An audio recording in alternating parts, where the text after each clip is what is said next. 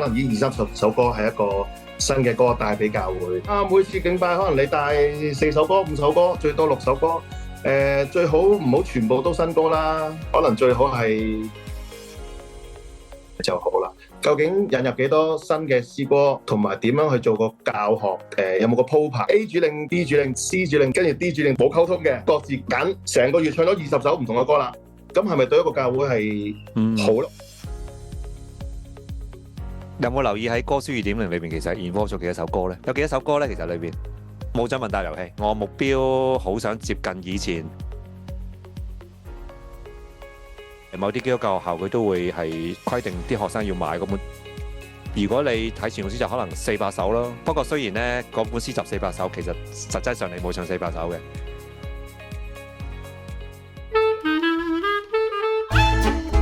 教會都盡量想推廣用粵語去敬拜，咁但係有時無奈就係嗰個音順唔順會穩，但係要自己撞咯。咁啊 Alice 頭先講嗰樣嘢呢，我整歌書就真係會諗下啊，究竟第一版、第二版、第三版點樣會比較統一啦？其實而家我哋面對緊敬拜揀歌嘅問題就係嘅好難去統一嘅，就係用一本生命聖詩我就應付晒所有崇拜啦。我諗都翻唔到嗰個年代噶啦。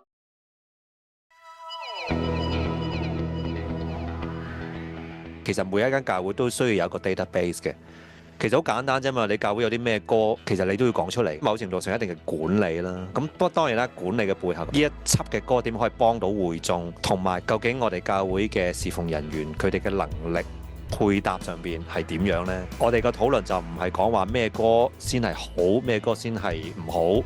我哋唔係一個藝術性嘅角度去睇，甚至可能唔係神學性啊，舊歌就好，新歌就唔好，或者新歌先好，舊歌唔好。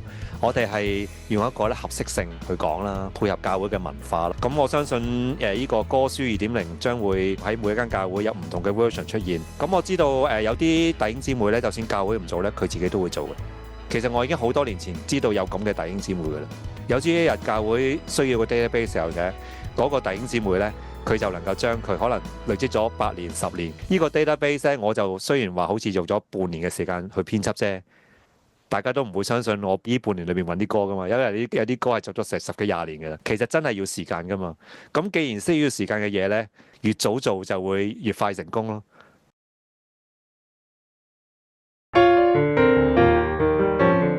Tony Sir 講嗰度咧，我唔知會唔會差太遠，我試下傾啫。講到嗰即係話可能呢20-30首歌係一個新嘅歌帶俾教會。每次敬拜可能你帶4首歌、5首歌，最多6首歌。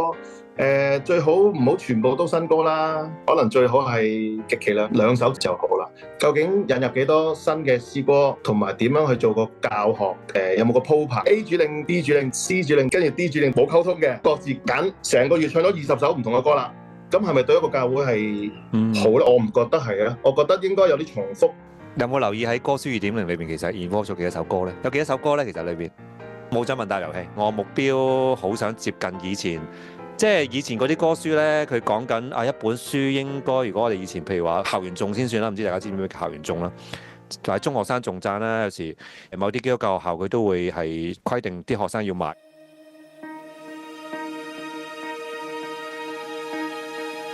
其實呢度有200首歌嘅。OK， 你淨係睇呢個目錄啦，喺上面先啦，上面就係譯詞嚟噶嘛。其實譯詞嗰度大概係40首，即係由雲上太陽去到尋回是你聲音，呢度係40首。但係同時間呢，我係將2020年嗰本呢嘅歌書嘅和原曲擺埋落去噶嘛。60首係Tony 嘅少少嘅作品啦。OK， 好，但係你唔好忘記，仲有呢啲喎。即係話曲目呢，其實呢係你用你嘅方法去處理啦。即係有啲你未買歌譜，你可以有個方法。嗱，呢個少少教學啦，俾大家可以呢。如果真係教會要管理，你可以係有啲係未買，教會弟兄姊妹用先，你俾錢買又得。有啲係你知道，某幾個機構我都係應該都會用噶啦，就俾個機構又得。其實機構嘅作品呢，呢度呢都有，仲有呢啲下邊呢啲喎。呢啲都係嘅喎，唔好 ignore 咗佢哋喎。嚟埋呢啲咧，機構嗰度應該60首咁上下原創作品。好，仲有版噶嘛？譯詞嗱，當然啦，譯詞同埋機構作品咧，你就唔可以問我攞譜啦，因為唔係我嘅作品，我真係一定絕對唔可以俾大家啦。咁咁但係最終喺裏邊 involve 嘅歌都係你可以喺崇拜裏邊揀噶嘛，所以其實咧裏邊係有200首。如果你睇傳統詩集，可能400首咯。不過雖然咧嗰本詩集400首，其實實際上你冇唱400首嘅。如果邊位弟兄姊妹你以前唱開傳統詩歌，你話我400首都唱過嘅教會，教人講法就係、其實我哋係需要幾多首歌呢？假設未來5年，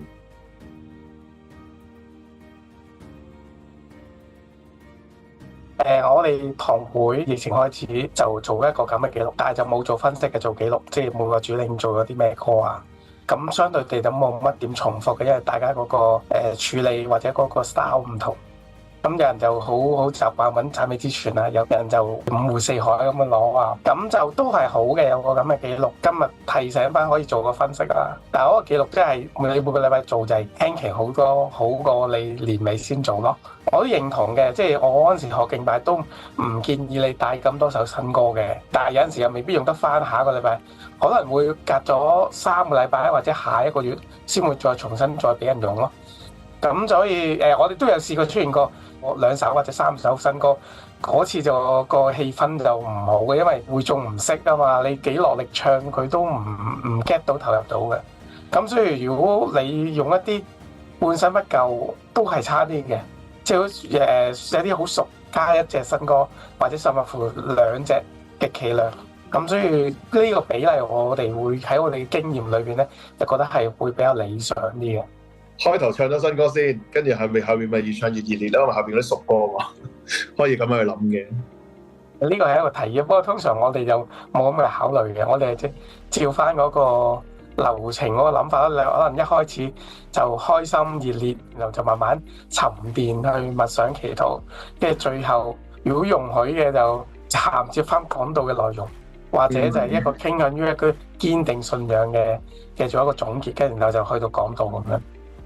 我哋嗰邊嘅情況就係，如果最尾嗰首歌係回應嗰首歌，係仲係好三面口嘅話咧，我哋會喺聚會嘅好開頭就一係就 background music 播住啦，好似聽住咁樣。咁隔咗個聚會1個鐘後，可能先至再唱嘅時候，已經係第2次。有少少係要俾大家有教學嘅，都係，因為如果唔係，最慘就最後冇人跟住唱得台上嘅唱，其實就唔理想咯。不過我哋嘅經驗咧，如果喺之前做 background music 播咧，可能我哋太想 talking， 即係你有你播，佢哋有佢哋喺度傾偈。咁但係如果你話你出嚟帶唱咧，就會好啲，即係帶地先去唱一次就會好啲。即係如果純粹有播揾個 YouTube 片嚟播，就未必達到你想教弟兄姊妹去學一隻新歌個目的。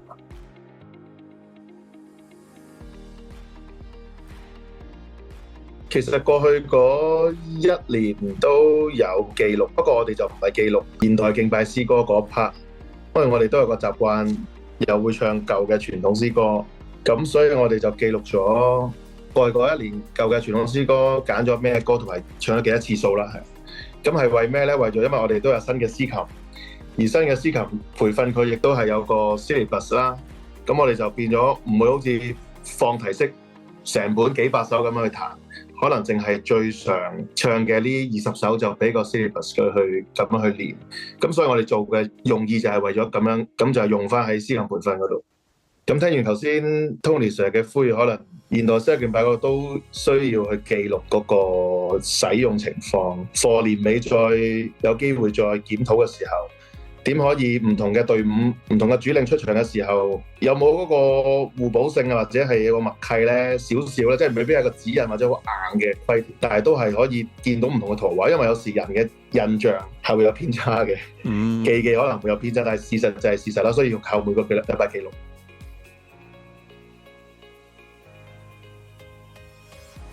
我以前都喺牧會嘅時候，我哋有個音樂小組嘅，我哋都會有啲建議。不過呢啲其實好難規限嘅，即係好似 Owen 頭先所講，下個禮拜有起碼今個禮拜有5首用嗰度。其實呢樣嘢又睇下個禮拜預備啲咩嘅。最基本雲端係好簡單，大家將嘢擺上去啫。總之大家 share 嗰條 link log in 咗先 authorize 擺上去嘅，做多一步啫。我而家就算帶青年敬拜隊呢，我都叫佢哋喺個 WhatsApp 群組嗰個描述度，今次揀呢4首歌啦 update 落去。如果係重複嘅，我就喺原本嗰首歌度，譬如上次係1嘅，今次變咗2咯。咁佢望住嗰個 code list 都知道，呢首歌過往1年裏邊已經唱咗10次啦咁樣。佢咪自己考慮咯。可能嗰首歌真係值得唱第11次呢。即係其實呢樣嘢你好難，亦都唔應該去規限嘅喎。只不過就係我哋冇呢個資訊，純粹憑印象就係、是、呢首歌好似唱過好多次。我講個少少都幾有趣嘅事俾大家去聽一聽，即係當即係我唔 mention 邊間教會啦。我有時有啲同學咧會同我講嘅，唉，主席又揀咗啲歌我都唔識㗎啦。跟住我又問佢，呢首歌係咪新歌嚟㗎？跟住個主席話唱過㗎啦，以前好熟㗎啦咁樣。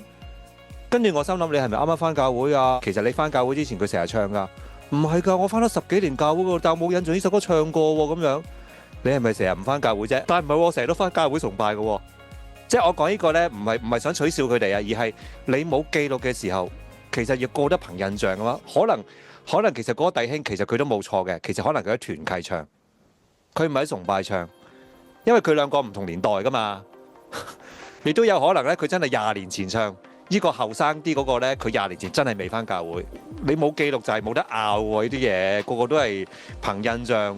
但係呢件事就係永遠都係出咗兩代之間話，呢首歌好熟嘅咧，我哋成日唱嘅咁樣嚇。明明嗰個後生嗰個已經返10幾年教會，佢真係唔識嘅喎咁樣，唔止一次喎，唔止一首歌喎，好多首喎。其實有教會真係做緊嘅，其實唔係真係咁難嘅。我哋做多一步啦，甚或同幹事傾一傾啦，不如幹事你每個禮拜幫我哋 update 一樣嘢啊，做多樣嘢啊。嗱，你有冇尋佢同意啦？佢唔係淨係 update 你部門嘅，可能佢樣嘢都要 update 嘅時候，又要團契出席，又要 update 咁樣，總好過你1年叫佢做一次咯。我哋真係要傾版權啊，你要幫我哋執啊。咁我諗佢都會寧願揀前者嘅。其實都唔單止係音樂事工嘅，其他都應該係要做呢樣嘢。只不過音樂太多選擇啊，其實因為 YouTube 太多選擇，所以更加需要管理。如果唔係就變咗浪費咗資源啦。我哋近期咧教會唱一首歌啦，大嘅時候咧就發現會眾唱嘅版本咧就同敬拜隊睇五線譜嘅時候咧個拍子上係有啲唔同嘅喎。佢哋有討論過究竟係跟五線譜定跟翻會眾一向唱嘅版本。去到崇拜嘅時候咧，嗰幾個位咧就真係台上有台上唱，會眾有會眾唱咁樣。會唔會係因為當初一開頭嗰隊大嘅敬拜隊唱嘅時候，個節奏唔同咗，導致之後會眾就係跟翻最開初個節奏咁樣咧？多謝你啊，冇問題啊！你唔會出樣又唔會出教會名咧，我都唔知你教會發生咩事。好 common 喎，間接反映到就係咧，即使有一份譜啦，我當大家係某一次唱得好精準，直情 demo 級㗎啦，咁我都相信會眾都有會眾嘅領袖嘅，真係領袖嚟嘅。有句咁樣嘅講法嘅就係咧，大家都啱嘅嘢就係啱㗎啦，好似音樂上係錯嘅，但係會眾又唱得好投入喎，即係又唔係屈服喺會眾嘅。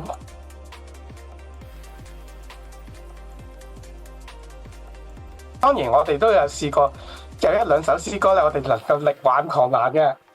用嗰個曲嚟到彈咧，其實都幾配合而家嗰個嘅教會斷層啦，甚至乎係司琴啦。咁我哋呢啲翻咗幾廿年嗰啲咧，真係冇辦法啦，幫手侍奉。但係咧，如果由零開始去學到去8級，未必係容許。咁所以通常嗰啲教我哋學嚟到去彈奏咧，都係有相當程度嘅幫助。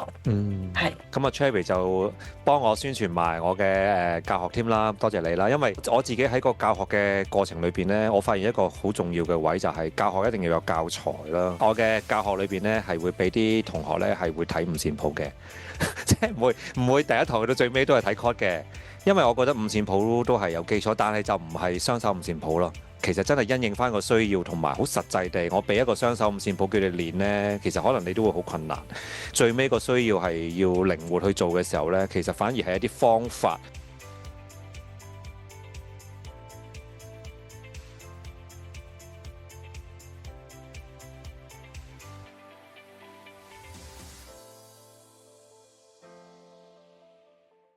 恩典，主基督的恩典，永永遠信實，在你中不缺乏。我信靠你每日更新。